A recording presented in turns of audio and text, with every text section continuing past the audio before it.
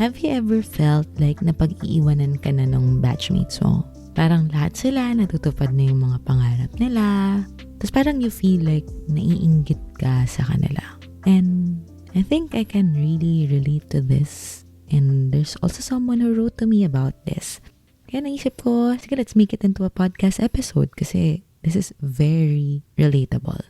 Hello, I'm Grace and welcome to Love University Podcast. And there was a time na yes, nainggit ako sa success ng iba. But then, how do we handle that? How do we handle that stuff around us? Some would say they deactivate their social media. But I think it doesn't totally solve the problem for me. Para sa akin. Kasi I still see a lot of accomplished people. So instead, I've developed this mindset. This is what I call the senior mindset. And it's simply thinking that the accomplished ones are not my batchmates. They're my seniors. And they simply pave the way for me to see a successful path. Ano daw? Nagets mo ba yun?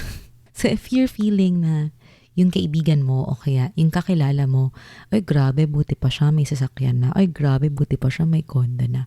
Ay grabe, buti pa siya ganito, ganyan. Dami, di ba? Dami nating pwedeng makita. And it may not even be just on social media. Pwedeng kilala mo talaga siya, nakikita mo siya in person, di ba? What I'm saying in using the senior mindset is that you can use that into thinking na nauna sila sa atin. The senior mindset is saying na I think of these people now as my seniors. Kasi yung mga nilulook up ko, posible na mas naaga silang nagsimula or they had an advantage in starting up. Let's say they've been pursuing their careers for longer than I have, o kaya they have received some privileges or some advanced knowledge that I didn't know when I was starting. Also, syempre magkaiba kaming tao. Magkaiba kami ng experiences. Magkaiba kami ng background. So it's unfair for me and for them na magkumpara kami. Kasi ito yun eh. It's really comparison. How do we manage these comparisons? Ako kasi avoidance or yung pagtanggal dun sa comparison. Diba sabi ko nga, if you deactivate your social media, it doesn't really solve the problem. But we need a mindset. We need a perspective into this so that we know how to handle this comparison-itis. Kasi pag ginamit natin yung senior mindset, it's like saying they are paving the way for us to see a successful path. And soon, my time will come. Ako din, aabot din ako sa point na yan. I look at it in a positive way na, oh, naabot niya yun, ibig sabihin maaabot ko din yan. Ay, na-achieve niya yun. Ibig sabihin, soon, ako naman. O kaya, wow, nagawa niya yun. Posible pala yun. So, if you come to think of it, parang mas mahirap pa ngayon sa kanila kasi they had it harder. And we're having it easier because we're following their footsteps. So, there's no need to be stressed about the comparison. Kasi totoo eh, comparison is the thief of joy. We have to find the proper lens, the proper mindset to address this. We need the proper way to handle this comparison. This comparison-itis. Kasi we cannot remove it. One thing na I love sa isa sa mga post ni Brother Bo Sanchez is sabi niya, stress like this comparison, diba nai-stress tayo sa nakikita nating accomplishment nila. Yung stress, it's not entirely good.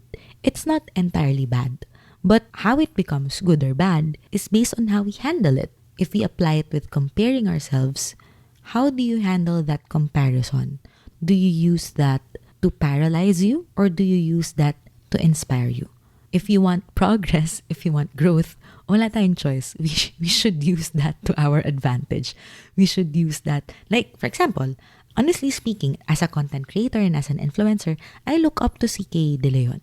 But kung ako yung previous self ko, I would have been so jealous of CK's success. Like, oh my gosh, ang dami niyang sizzy, ang dami niyang followers, ang dami niyang brand deals, kaliwat kanan, diba? But since I already have this senior mindset with me, it's very clear she started very early on.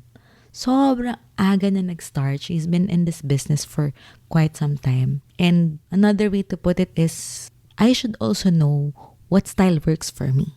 So, sometimes, other people's success, hindi din natin sila pwedeng gayahin kasi it's not our life. Their life is not like ours. Yun yung isa sa realization ko. Magkakaiba tayo ng gifts, magkakaiba tayo ng background, magkakaiba tayong tao. So, wala tayong magagawa doon. But, we have to learn how to handle these things as adults.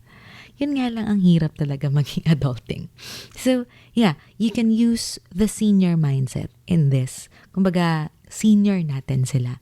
And we can simply look up to them and think na, oh, that is possible for me too.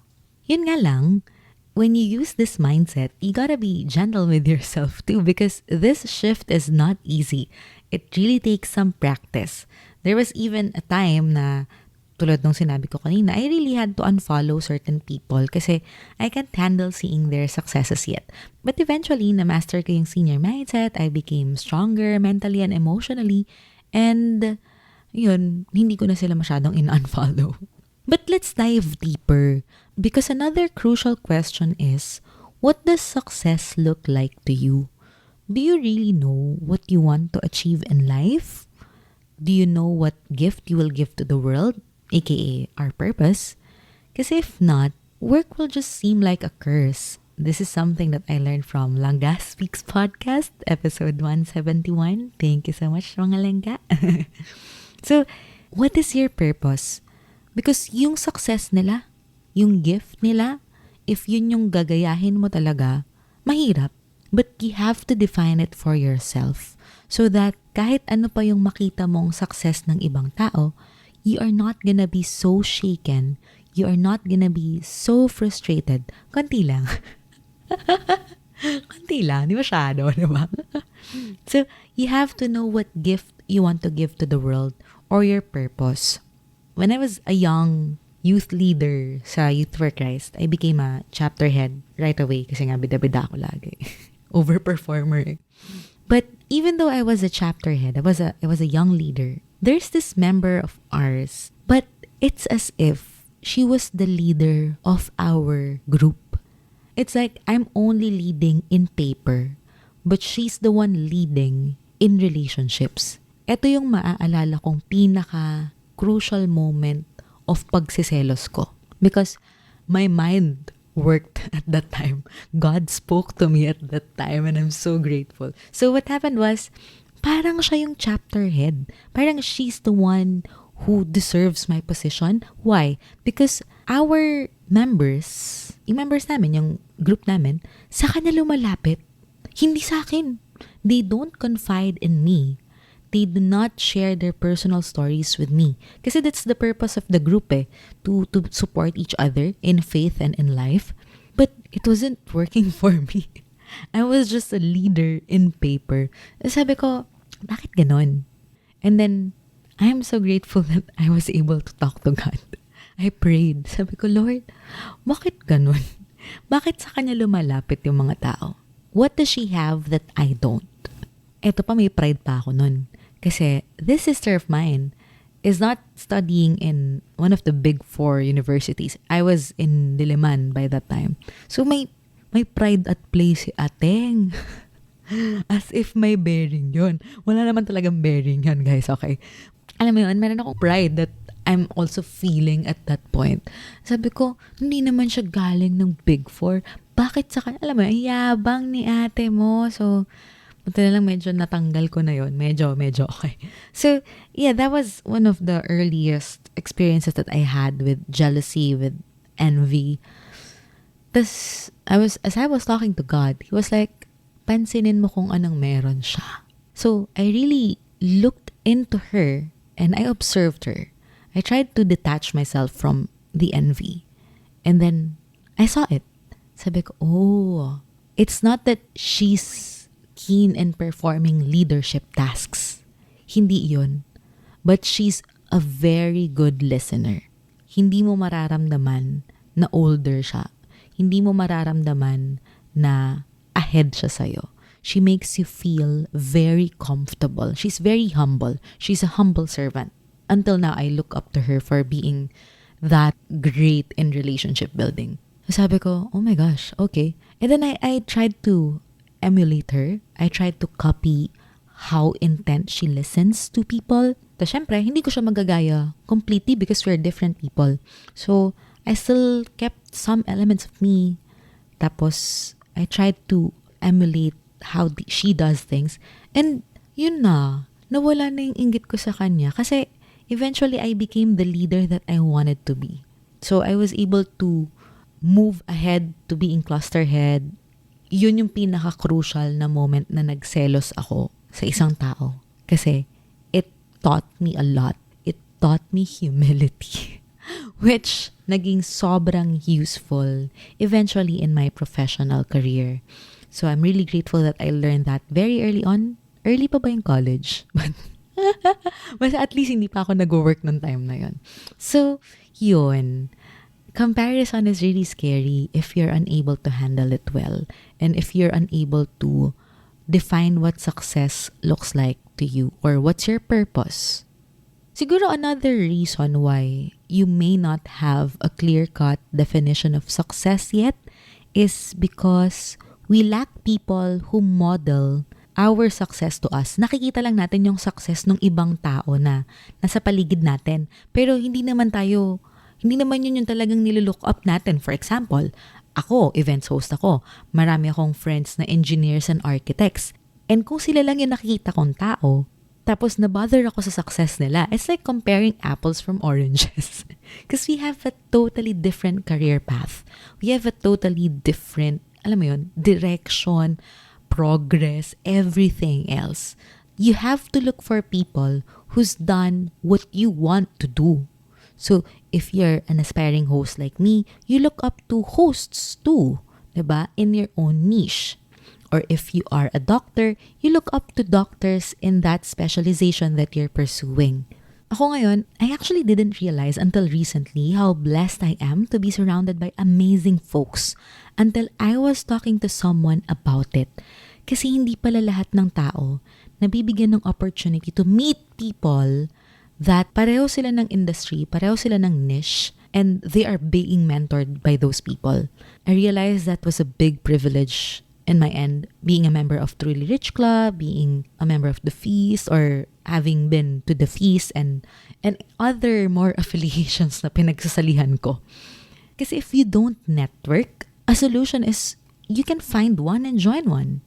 Parang ganito siya if there is a gap and there's no bridge, then you can simply create the bridge. You can attend seminars, you can attend meetups, diba? You create a bridge for your life. Hindi siya laging, ay wala akong choice. Hindi ganun Sometimes, kailangan mo lang din tanggalin yung hiya mo. May motto kami dyan Yung mga nahihiya, nagugutom. So, dapat wala kang hiya. Walang hiya-hiya pagdating sa career, pagdating sa negosyo. If you don't have a lot of nagmo-model sa'yo ng success that you want to have, look for it. Really network with them because they are what we call people who remove your possibility blindness. I read this in a particular chapter in Jack Canfield's book, yung The Success Principles. Mentors help you overcome possibility blindness because they can act as a role model. And yun nga, makikita mo yung, oh my gosh, posible pala yun. So, if you lack mentors in your life, you find one, you create one, you ask people to recommend you to one. Wala Pag hindi ka nabigyan ng opportunity, you create the opportunity. For example, aminado ka, nahirap ka sa finances mo. And then you know someone who's really good at it. Pwede mo siyang tanungin, what did you do to be good in your finances? Or who did you follow? Or who mentored you? Baka pwede niya rin akong i-mentor for some time. So you have to create that opportunity for yourself. And the last thing that I'd like to share with you today is always look deep into yourself instead of looking at others. Kasi when we look at others, that's not our life. It's unfair to you. Don't look at others' life. To me, if you look at others' life, 50% kaka-social media mo, kakatingin mo sa kanila at work, ganyan. You also look into yourself as much. So let's say you look into their social media profiles ng 3 hours a day. Wow, haba. O sabihin natin 1 hour. After that 1 hour or before that 1 hour, you spend another hour just for yourself. What will you do? You will journal.